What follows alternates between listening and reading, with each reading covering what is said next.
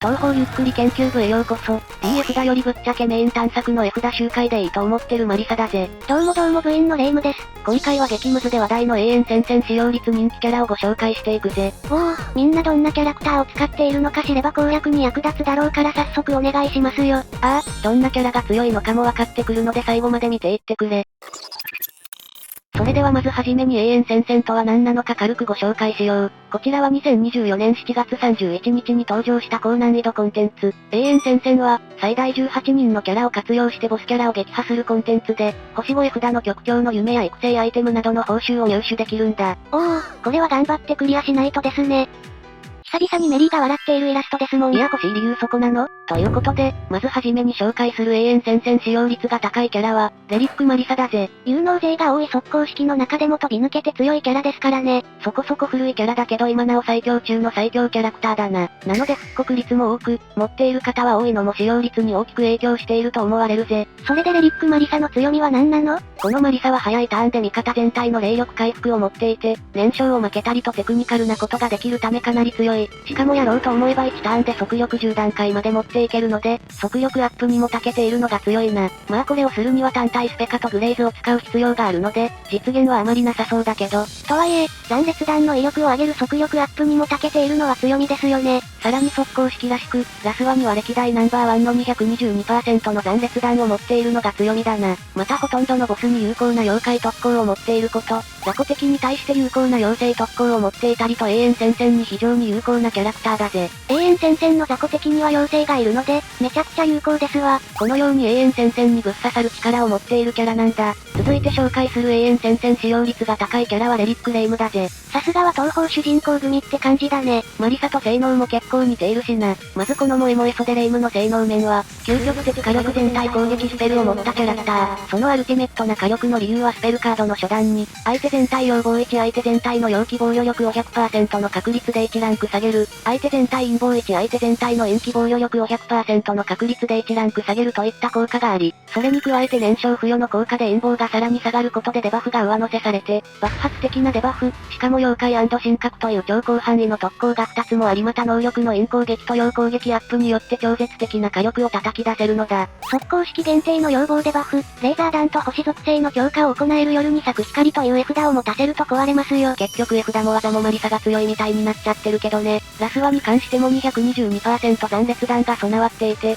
爆発的な火力を出しやすい。次にこのレリックレイムのすごいところは高品質バフを毎ターン使用可能。味方全体の命中を3段階アップにていい。味方全体の速力を2段階アップにていい。味方全体に結界以上毒切りを1枚2枚付与1ていい。一見すると弱そうに見えるが味方全体に毒付与により、能力とのコンボで陽光、陰光、クリティカル攻撃、クリティカル命中が2段階アップができるんだ。さらに命中と速力アップがあるから、実質6つのバフがかかってあるんだよ。これで再使用ターン数はたったの1はでかいね。ロスはレイムの胸は小さめにされがちだが、これについてズンさんブチギレ説。特に味方に毒付与できると、例えばジェニック新規と組ませていればジェニック新規の能力で攻撃力バフが1段階アップしますよ。このレイムは毎ターン速力と命中率上昇が可能なので、攻撃力バフが非常に強い。防御でバフも持っているので火力も出しやすくなっているよ。そしてなんといっても強みは全体の攻撃力だな。ラスワも全体スペカも妖怪&神格という2つの超広範囲特攻を持っていて、ボス敵に対してかなり有効。ただマリサと違って妖精特攻みたいな雑魚敵用の特攻がないので注意。全体スペカがあまりにも強力なので常に効果力を出せるのは強みですよね。このように、レリックマリサとの相性も良くて毎ターン毒付与とか速力アップとかできるかなり面白いキャラなので、まだ持っていない方は切り替わりレリックで出ているので引いておこう。詳しい能力の説明はこちらで紹介しているので後で見るといいぜ。続いて紹介するキャラはジェニックキャラクター全員だぜ。もはや全員まとめですか？そう、前回のガチャ優先度ランキングでも言ったようにやはり白フェスを抜けば最強のフェスだけあってみんな強いね。旧作と音楽作品がトップという謎ムーブ。まず新規&ミマハゲンはズモガナ2023年の最強格を飾り、そのまま2024年も大暴れというキャラクター。やはりジェニック特有の新たなスキル、前衛の数に応じて〇〇増加がかなり強力だな。共鳴は前衛の人数に応じて補正を上げる新たな機能ですが、ジェニック限定キャラは2人分にカウントされるのでそこを並べると補正をさらに引き上げることが可能。つまり最大6人分の補正をかけることができるのだ。まあ大体30% アップが基本だな。そしてこのスフークラブどちらも結界異常との相性のいい性能。連呼ならば毒を得意とする陽攻撃力型で、メリーなら燃焼を得意とする陰攻撃力型。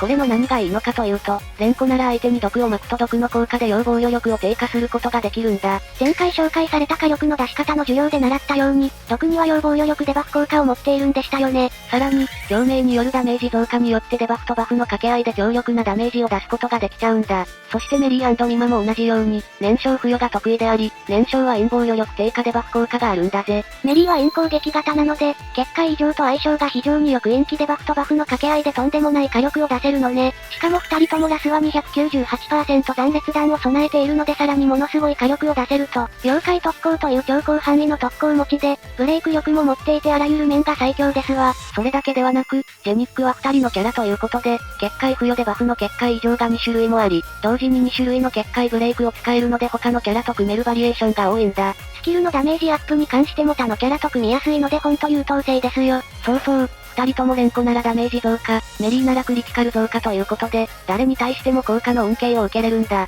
人数に応じて陰行アップなら陽行型は無意味だけど、そういった限定的な効果ではないのよね。その面にしても組みやすい要素となっていて、ジェニック編成にとどまらず、単体の各引用のリーダーにしたいキャラなんだぜ。理想の編成としては、連呼なら毒を扱う陽攻撃型で、メリーなら燃焼を扱う陰攻撃と組ませるといいでしょう。強さならば最強格なのは間違いないキャラなので、永遠戦線にもやはり優先して使われているな。そして現月連呼もバリバリに強くて、なんといっても恐ろしいのが、スキル3に、味方全体の与えるダメージを 5% 前衛の人数に応じてアップにて味方全体の与えるクリティカルダメージを 5% 前衛の人数に応じてアップにてという誰に対してもダメージソースが乗る2つのパーセントアップを持っていることだな。いや一人で新規ミマをこなしてるやん。これだけでも価値が半端じゃないですね。つまり全員ジェニックなら味方全体のダメージ 30% と味方全体の与えるクリティカルダメージを 30% アップするわけでしょう。マクドのメガマックとスシローの特ネタ大トロ一緒に食べてるもんやん。いやその組み合わせは相殺してるでしょ。特にこれは新規ミマに有効で、新規ミマは特攻に妖怪特攻という超広範囲特攻があることによりクリティカルが起きやすい。そのためクリティカル増加が相性いいということか。ただ特攻はせませまだけどね。味方の霊力化回復も行えれるし永遠戦線にはもってこいのキャラだろう。そしてメリー無月に関してはまだ出たばかりで、使われてはいないけどおそらく今後使われていくはずなので紹介しておこう。このキャラの筆頭すべきは速攻式のジェニックらしく、スキル3の味方全体の速力を 5% 前衛の人数に応じてアップ。最大 30% アップということで、かなり強力だな。速力バフをかけた場合さらに掛け合わせで大きくなるので速攻式パーティーで組ませるとかなり強い。また新規連呼とミマメリーは 198% の残裂弾持ちなのでジェニックとの相性の良さもいいところですよ。スキルは非常に霊力回復に優れていて、3スキルとも霊力回復があるので、まず困ることはないだろう。霊力配布も優れているのは扱いやすくていいね。で、速攻式にしては速力アップが無月のお胸並みに乏しい。これどうなのってなっちゃうんだけど、実は全然気にすることないぜ。まあ大きさは人それぞれですもん。いやそこのことじゃなくてね、最近の速攻式は味方全員に配るのが優れていて、正直飽和状態だったから速攻式と組ませるならあんまり速力アップを必要としていないんだよ。ちゃんとその分攻撃力アップを持っていて、4段階の陽光バフとクリティカル攻撃を4段階バフを持っているので OK なのよ。なるほど、もう速力アップに優れたキャラは多いからちょうどいいってことね。ブレイク力もかなり高く、1ターンで7枚割とかなり高いブレイク力を持っているよ。ただ現月もそうだが火力を2倍にする特攻に関しては後半は妖怪特攻など広範囲のものがあるが、初段は巫女魔法使いだけだったりと調整されている感じがあったな。一番火力が出る初段は浅めに設定されちゃってるのね。速力ダメージ増加ならレリックマリサやレイムと組ませても面白いですよね。このキャラもかなり強力なので今後使われていくだろう。やっぱりジェニックは強いですな。なんでこんなにも強いんだろ？それについてはやはり、皮膚クラブにパシられて恨みが循化して強くなっているんだろう。フグ大天の敵、ジョーガよ、見てるか？って言ってそうですね。ジョーガさん全く無関係なのにまた恨まれました。続いて紹介するのは水着や雲ゆかりだぜ。おお、最近情報修正されたキャラですよね。ああ、もともと強力だったがさらに化けてくれたキャラだな。まずこの水着ゆかりの筆頭すべき特徴は最大3つの禁止解除という絶対的な差別化点。禁止解除とは主に高難易度探索で発動するギミックのことで、それの解除が可能ですよ。高難易度になると敵ゲージを飛ばした後にまたブースト禁止なんかが貼られるケースがあるので複数持ちは貴重で有能ですわ。さらに火力サポート防御などなど基本にして一番欲しい要素でも、火力面は超絶バフに加えて1、75%、185% の超高倍率な高質弾を初段含め4バレット持つため要望バフを攻撃転用しやすく火力もそれなりに出る。サポート面は攻撃力バフが優秀で味方全体の要項を3段階アップ 4T に加えて全体スペカでも要項2段階アップがあるので1ターンで要項8段階配ることが可能。1ターンで要項8段階はエグすぎだ。さらに情報修正でなんとスキルの要項を3段階アップが4段階になるので1ターンで9段階まで持っていくことが可能。さらにゆかりがいればすぐに要項が飽和状態になるので、修正でラスワに要攻撃2を獲得した結果さらなる火力を出すことが可能となったよ。また情報修正で味方全体の霊力を1上昇になって高品質な霊力配布もできるようになったぜ。このように要項バフがさらに長けたので、陽気キャラを編成して火力アップしてもらおう。高質弾の陽気アタッカーなら白小石とかレリックかなこ様、青レイムあたりと組ませるといいでしょう。またなんといっても回復が使えるのがでかいね。永遠戦線では敵が3ゲージなため、長期戦は逃れないから回復要因は美味しいね。ただ注意点は情報修正されても古参キャラらしくブレイク力は全くないので注意してくれ。まあ回復とタンク、両項の使い捨てでも有効ですからね。キャルユカリンが捨てられるって燃えますね。続いて紹介する使用率人気キャラは桜小石だぜ。この小石は4周年の新キャラクターですね。あら？桜フランはいないのね。フランちゃんは小石ちゃんの踏み台にされましたからね。いや幼女の間柄で何があったんだよ。詳しくはこちらを見てみて。まず桜小石の性能面は、桜小石はクリティカル命中バフ2と結界の蓄積バフによってダメージを伸ばせるアタッカー。筆頭すべきはスキル3の結界枚数でダメージ増加。結界の枚数は5枚なので ×15 にすると 75% アップが可能。レリック下線ほど高くないし、長期戦には向いていないけど、しょっぱな使えばほぼ無条件で 75% アップだから強いね。ちなみにフランちゃんは自身に禁止解除1つ消すだけ。いやさすがに優遇度バグりすぎでしょ。またスタンも豊富に持っていたりと、相手の行動ターンを奪う効果スペルカード持ちだぜ。永遠戦線では少しでも相手のターンを奪えるとかなり楽になるので強力だ。さらにここが特にフランドールとの大きな差別化点なんだが、毒を負けるんだ。5明治小石花咲く恋の瞳は、結界以上毒切りの付与が得意で、結界ブレイクも毒で行いますよね。スキル1で相手全体に結界以上毒切りを1枚から3枚付与できるんだが、毒は要防御力低下につながるのでより火力が出しやすい。そういった完成度の高さから結構使われている方を見るね。やはり河川ほどではないけど、ほぼ無条件でダメージ 75% 増加は強みですよね。他にも破壊式らしい味方全体のクリティカル攻撃を2段階アップやクリティカル命中2を1段階アップという強力なバフもあるのが強みだな。特攻範囲広いキャラと組ませると壊れパーティーになりますわ。さてラストに紹介するのはロス和界の主人公とも言える最強キャラクター茨城河川だぜ。初の霊力蓄積スキルで最初強いのか弱いのかよくわからんかったけど、いざ蓋を開けたらロス和界の鬼になっていました。そんな河川の性能は能力がまず攻撃力特化なのが強い。結界異常燃焼暗闇の結界1枚当たり陽光、陰光、クリティカル攻撃、クリティカル命中が1段階アップ、ブースト使用時、味方全体のクリティカル攻撃を1段階アップ 1T、といったように、火力面を大きく強化できるんだ。ブーストで味方全体のクリティカル攻撃を1段階アップは有能だわ。そう、なんといってもこの河川は蓄積スキル上の影響で霊力配布が非常に強い。なので常にフルブーストをかけやすいんですよね。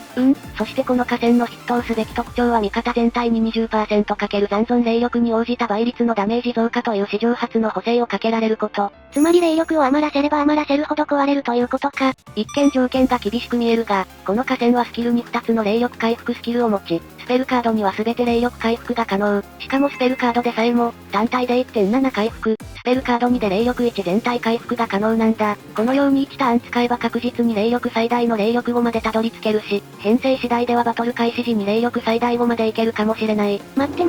となるとかける 20% ってことは 100% アップ、つまり2倍のダメージ増加するってことかい。そう、つまり驚異の2倍のダメージを常に出すことが可能。しかも3ターン持続とかいう、意味不明なスキルなんだ。だ。まさに鬼だ。その他性能面も優れていて円光線931とそこそこ高く、ちゃんと燃焼が負けるという、有能っぷり。ブレークに関しても1ターン6枚割りなので十分すぎる性能だな。このように、霊力回復と圧倒的ダメージアップが得意なキャラなので永遠戦線にももってこい。というかどこに連れて行っても強いでしょ。また特攻の範囲に関しては一つ一つが広いわけではないけど数が多いので何かしらで当たることは多いと思うぜ。特に前回あった永遠戦線は1000人の天使が入っていたので有効だったんですよね。また敵全体に確率だけどスタン付与という永遠戦線にめちゃくちゃ有効な状態以上も使えて強い。これ全体スペルカードで使えるので全体に高確率スタンを2回使えるわけだから鬼すぎですよ。今のところ最強誰かと聞かれたら間違いなくこのレリック下戦だな。永遠戦線は長期戦なので3ターンも持続する2倍ダメージ増加で常に効果力を出せるので非常に有効なことからやはりみんな使っているね。とりあえず入れるならまずは下戦と思っていいと思うぜ。それにしても今回の授業でどんなキャラが強いのかよくわかったのですごく勉強になりましたよ。ああ、どんなキャラを育てればいいのかわかってくるし何回も見直しておくといいぜ。さて、今回はここまで。視聴者さんがよく使うキャラがいればコメントで教えてくださいね。また永遠戦線で勝てないという方はこちらの火力の出し方まとめを見るといいぜ。それではここまでご視聴ありがとうございました。